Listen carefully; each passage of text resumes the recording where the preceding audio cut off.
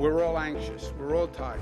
He was hailed as a hero, an international symbol of leadership I know we feel under attack. during the earliest days of the pandemic. Terrible news is the number of lives lost. But just 1 year later, I take full responsibility. Andrew Cuomo's global political stardom crumbled. The best way I can help now is if I step aside. The former governor stepped aside 1 week after Attorney General Letitia James unveiled a series of sexual harassment allegations. Governor Cuomo sexually harassed current and former state employees. Allegations reviewed by 5 district attorneys, but never prosecuted. Now, Cuomo is fighting for the ultimate political comeback Thank you very much for having me. with his sights set The job is not done. on the biggest prize in American city politics. And I am running for the mayor of the city of New York. Joining an already crowded and chaotic race to replace embattled Mayor Eric Adams. When I was deciding whether or not to run, Today, Andrew Cuomo pulls back the curtain on his high-stakes mayoral battle the city is in real trouble. in a rare exclusive interview with News 12. This is the time to actually step up. How would he rewrite his own story? I think I'm in a position to make a real difference. What does he really think of his rivals? I don't think they have the experience. And where does his complicated relationship with Donald Trump stand now? I've worked with him for many years. The rise, the fall, the fight for a second chance. It's all ahead in this special edition of Power and Politics. I'm senior political reporter Tara Rosenblum. Former New York City Mayor John Lindsay once famously declared his job the second toughest in America, right behind the presidency. Yet this year, there are about a dozen or so candidates fighting for the chance to prove that they can handle it all. Among them, Andrew Cuomo, a name etched in New York politics for decades, celebrated, scrutinized, and now back in the public arena once again. In a rare, no questions barred interview, Andrew Cuomo agreed to speak with me unfiltered and face it all. Hallelujah. Good morning. How are you? It's a Sunday afternoon in Brooklyn, Thank you, Jesus. which typically means you'll find Andrew Cuomo among the city's most faithful, Amen. rallying old loyalties He is a family man. that never left his side. When you hear the word Cuomo, you know that there's a legacy there. And writing the first lines of his second act. God is good. But Cuomo knows in a city that never forgets, second chances don't come easy. So after the service, he invited us to a nearby park When I was deciding whether or not to run, for a rare in-depth conversation about the hard road back and the politics of redemption. The Andrew Cuomo, who is standing here in front of me right now, is this a reintroduction, a reinvention, or perhaps a little bit of both? no, I don't think it's either, frankly. The Andrew Cuomo you see before you is the same one you saw serve as governor and attorney general. And I've been doing public service, starting with my father, probably from the time I was 17 years old, and get to this point and you think, well, maybe we're done, and you find out there's a heck of a lot more to do, right? This city of New York is in real trouble. Of all the problems Cuomo says are gripping the city, none, he argues, is more urgent than restoring public safety and rebuilding trust in the streets. He was just 14. He didn't even get to live a life. It's a crisis News 12 spent years investigating through a recent Under the Gun series, exposing the sharp divide between the official crime stats and the daily reality faced by millions of New Yorkers and the suburban commuters who pour into the city every day. So the question becomes, what would a Cuomo administration do to bridge the gap between what's on those press releases and what's happening out here in the streets and the way people feel? Nobody even believes the statistics that crime is going down. Second, it depends on when you're measuring from. You know, you can say, well, crime is down from last week. You know, what does that mean? People believe what they feel, and they feel unsafe. I mean, just this week, right? You had a stabbing on a train in Brooklyn. You had a grandmother shot in Harlem. A couple of weeks ago, you had a person burned on a subway car. I mean, so no, you're not going to convince anyone that they're safe in New York. And it is a threshold issue, because if people don't feel safe, Tara, they're not going to stay. They are not going to stay. If I have to worry about my daughter getting on a train at night, and if I'm staying up at night to make sure she gets home, does not bode well for the future of New York. In places like Brownsville, where we met up, the stakes are painfully clear. I was crying all day, crying all night. It was here, just last summer, that our cameras captured the chaos and heartbreak after two little girls, only 9 and 11, were hit by stray bullets in an alleged gang-related shooting at a local playground. Innocent children. That's not right. And the violence is only escalating. Police data obtained by News 12 shows 455 crime complaints already this year in Brownsville, including 9 rapes and more than 200 felony assaults. To put that in perspective, there were just 488 total complaints in all of last year. But Cuomo says he has a plan. When it comes to public safety, we have to hire more police. And the first issue is going to be with the city council and many of the people who I'm running against who believe the exact opposite. They were defund the police. That's how this problem started, right? Defund the police.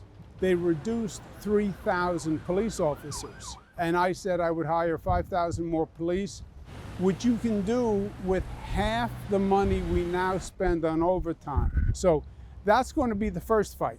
Now, to successfully execute any public safety agenda, you know better than most, you have to work with the city, state, federal leaders. You have to work not only with Albany, but Washington and, yes, Donald Trump. You two have known each other for decades, 2 boys from Queens, 2 big personalities. He was recently asked by a reporter if he thinks that he would potentially be able to work well with you should you win this race. He said, "I've always gotten along with him." Do you feel the same way? And in what way specifically do you think that the Cuomo administration, potentially, and a second Trump White House would work well together? I've worked with him for many years. I went through COVID with him. I was governor, he was president. There were many issues that we cooperated with, and there were many issues that we disagreed with. And I'm sure the same is going to be here. We're looking for a partnership, not a dictatorship. And hopefully he's working in a spirit of partnership with New York City.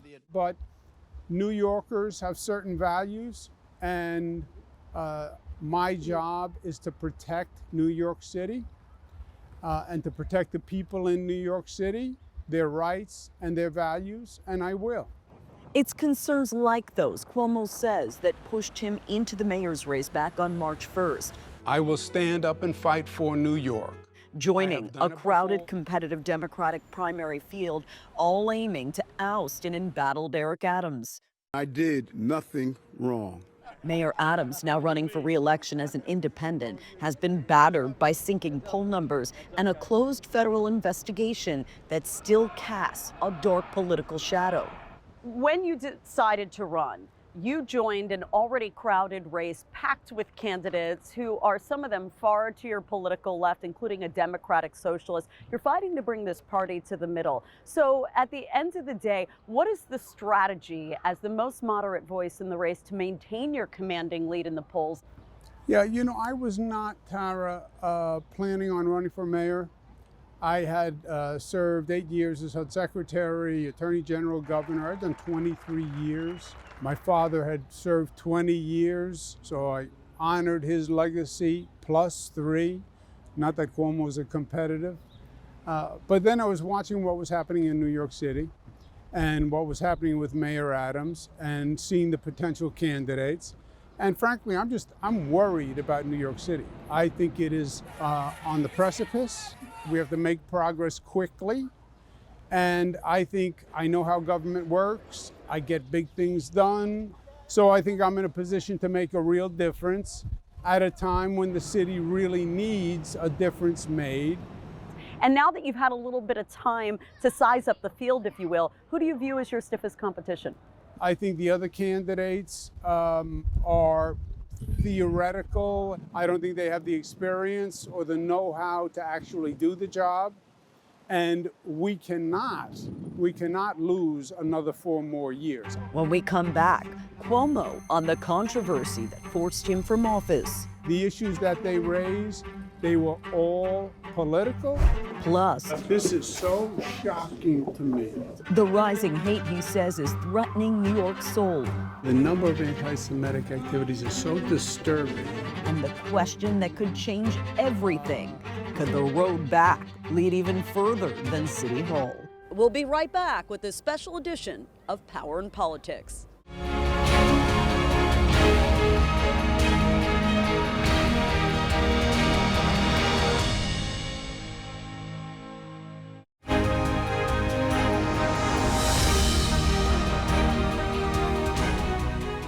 Good to see you again. Good to see you. We are on the campaign trail with Andrew Cuomo in the city he could soon leave.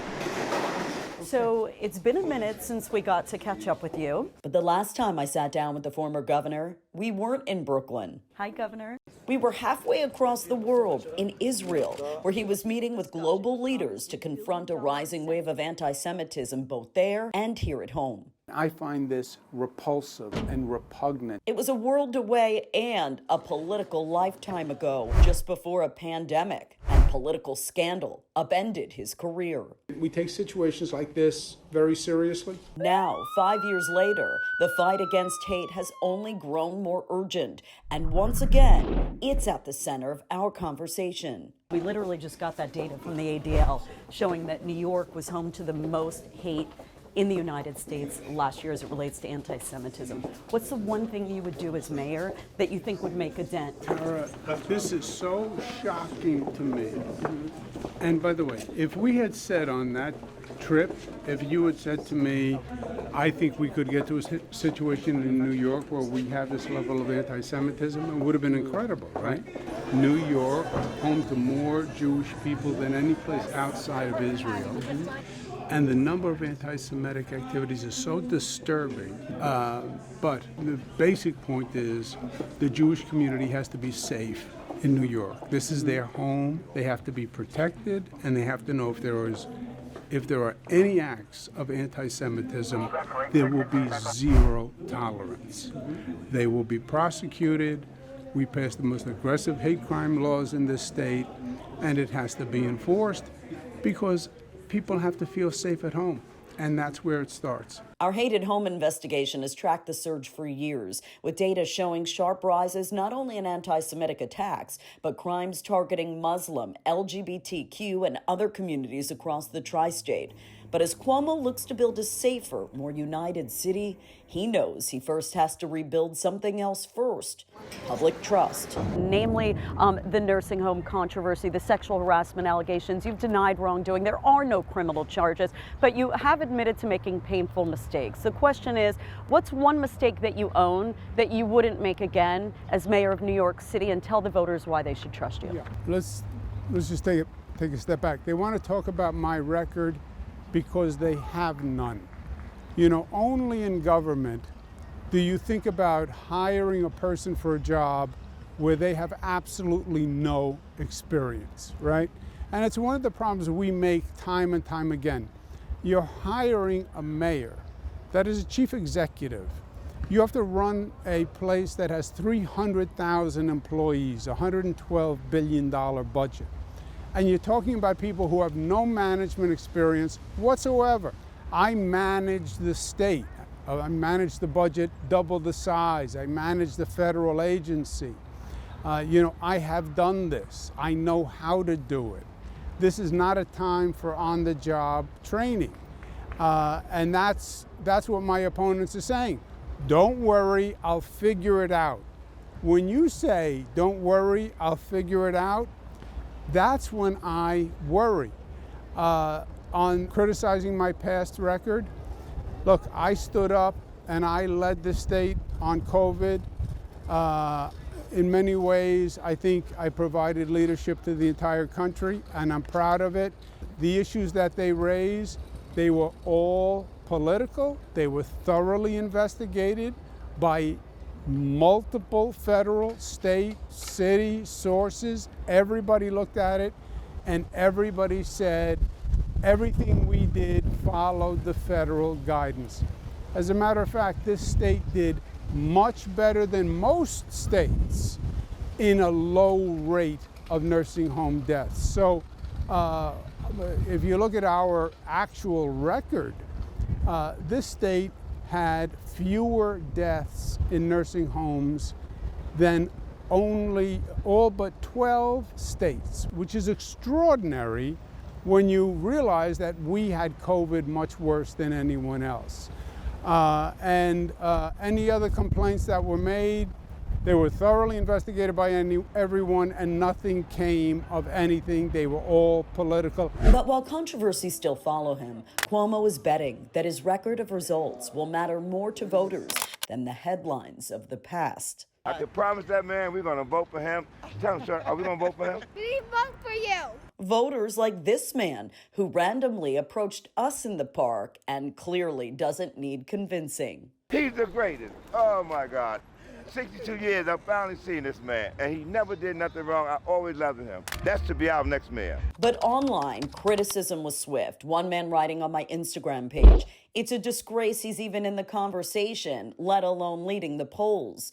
Still, even Cuomo's fiercest critics rarely question one thing: his ability to deliver. We got things done that they said were impossible, right?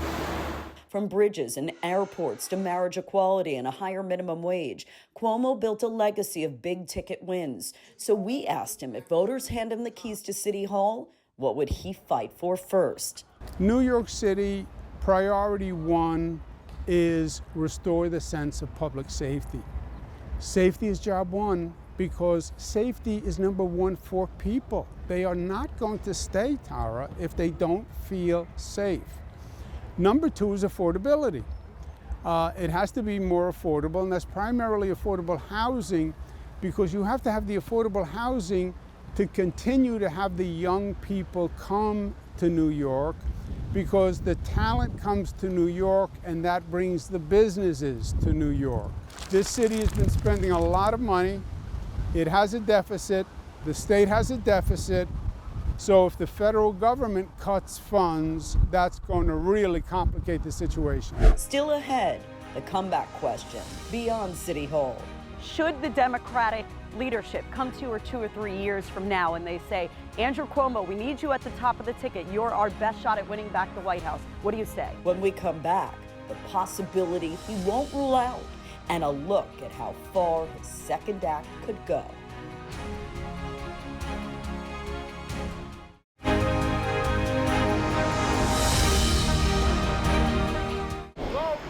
For the first time since 2018, Andrew Cuomo is back on the campaign trail, hoping for the chance to lead America's largest city.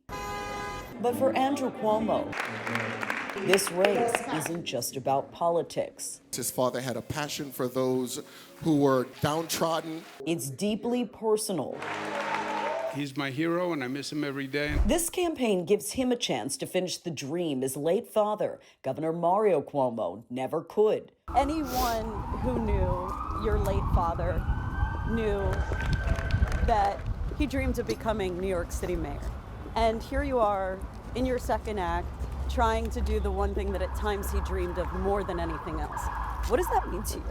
Well, you know, on a personal level, when I was deciding whether or not to run, and as I mentioned before, you know, I was living life and I was enjoying my children, and there's a whole different side of life, right? There's something called vacations, there's something called enjoying yourself.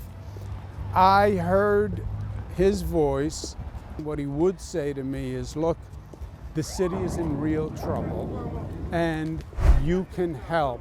Legacy, history, ambition, all colliding in a city where second chances are never guaranteed. But for Andrew Cuomo, the road back may not end at City Hall. Because at the end of the day, there's 2 political jobs that every American can name: the President of the United States, the mayor of New York City, and you know better than most, if you win this race, you do a good job, you fix New York, boom, you're a national figure again at a time when the Democrats are doing a lot of soul searching. I've known you for a long time. Speak truth with me right now. Should the Democratic leadership come to you or 2 or 3 years from now and they say, Andrew Cuomo, we need you at the top of the ticket. You're our best shot at winning back the White House. What do you say?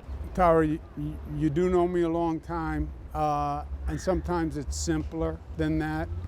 And this is simple for me. I'm worried about New York City. I think I can help New York City. It's what I've done all my life. That is all I am focused on. But you can't rule it out, can you? I am not even going there, you know. I've been around too long in life. And the strategy that works for me, the philosophy that works for me, is focus on today. So just do the most you can to help people today, and that's it. From the heights of power to the fight for redemption, now Andrew Cuomo's future rests in the hands of the voters in the city that made him. I'm Tara Rosenblum, and this has been a special edition of Power and Politics.